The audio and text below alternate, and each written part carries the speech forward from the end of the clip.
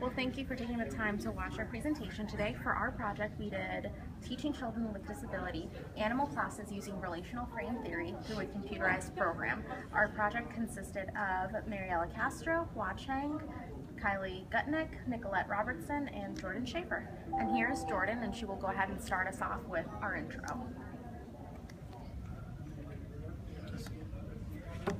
Relational frame theory is a relatively new way to study and understand verbal behavior and language. Relational responding refers to responding to relations among the physical properties of two or more stimuli. Derived relational responding refers to responding to relations that were never directly trained. This can be accomplished by training non-arbitrary stimuli with contextual clues, linking to arbitrary stimuli, and then testing for transformation of stimulus function.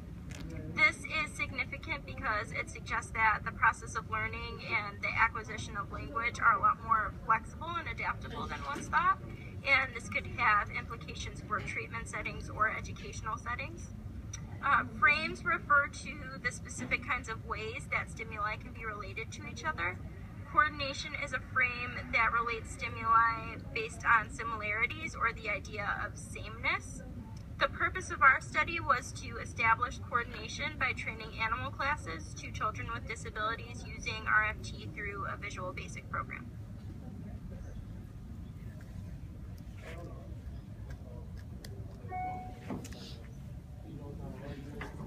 Okay, so now I will go ahead and continue for our method section. For our participants, we used 3 children, 1 boy, 2 girls that did have intellectual disabilities. Their ages were from 8 to 10 years old, and they were recruited from the Southern Illinois area.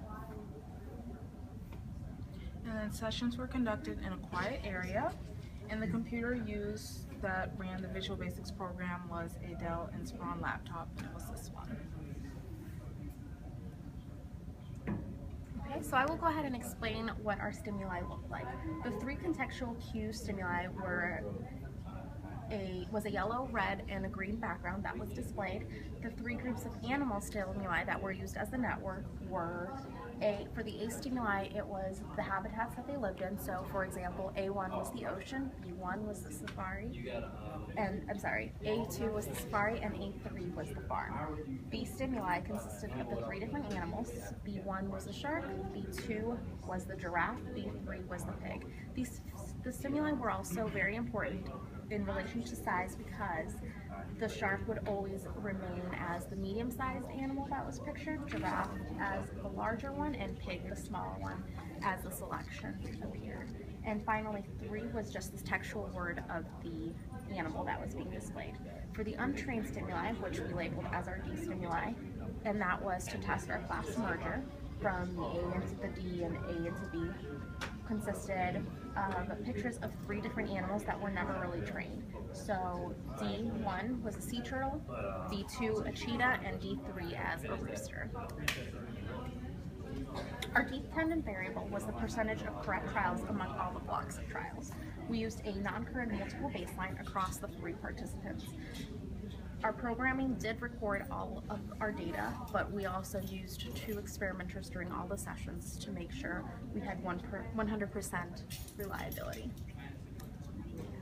And I'm going to go ahead and explain the procedures. So for our first phase that we described as phase 0 was a pre-training test that served as the baseline.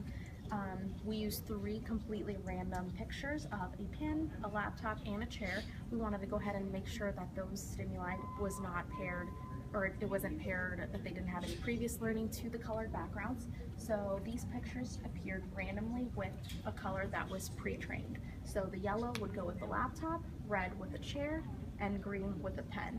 And Nicolette is actually going to go ahead and demonstrate that for you right now.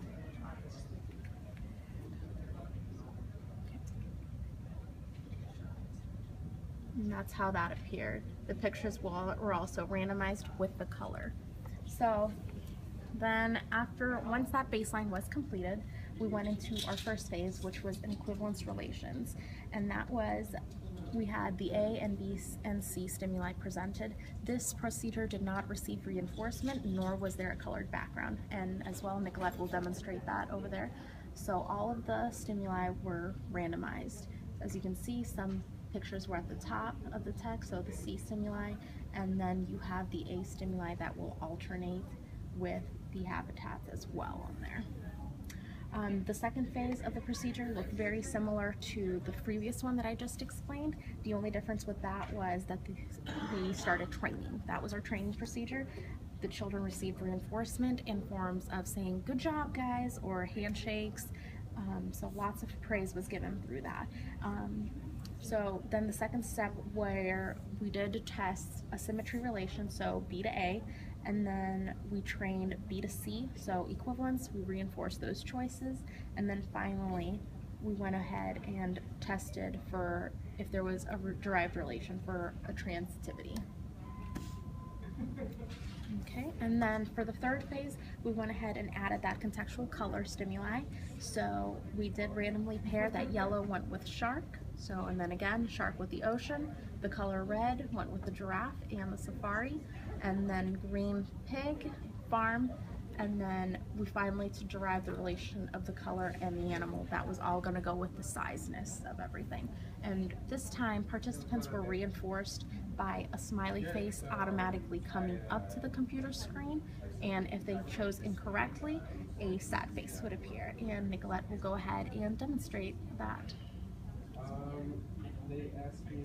And that's how that would appear. Once again, the stimuli were randomized for all these trials. The trials did consist of 10 apiece.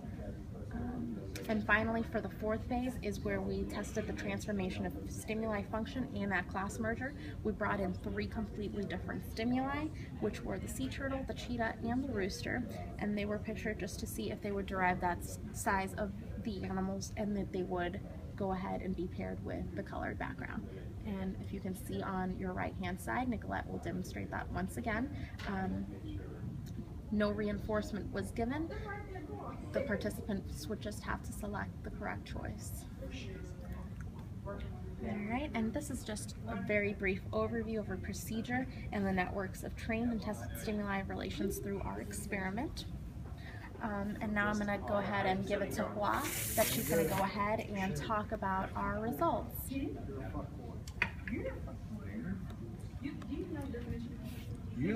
I just know the definition. All 3 participants significantly increased percentage of correct trials after equivalence and contextual training. This is the evidence for class merger and transformation of function of the D stimuli. Table 1 displays data collected for all the intermediate phases 1, 2, and 3 of the procedures. The current computer program design did not set criterion for training or testing phases. Instead, each participant finished various predetermined numbers of trial blocks, ranging from 5 to 9 per steps. All participants scored a little better during testing for symmetry and transitivity relations when compared to the training of the relations. The score from phase 3, contextual control training and testing, were barely satisfactory, ranging from 56% to 73%. Nonetheless, all participants were able to demonstrate derived contextual control of these stimuli during phase 4. The score was much satisfied compared to phase 3. They are about they range from 79% to 89%. Okay, so now the discussion. All the participants were able to demonstrate establishment of derived equivalence relations and contextual control by background colors over untrained D stimuli comparison to baseline. And then some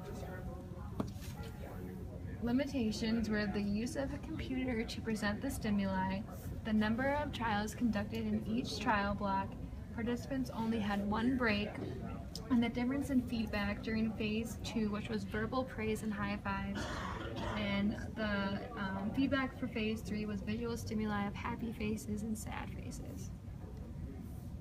So future studies could use picture cards and colored construction paper as the background colors as the way to present the stimuli instead of computers, since the participants weren't as had much exposure to the computer, so it took longer for the experiment to start.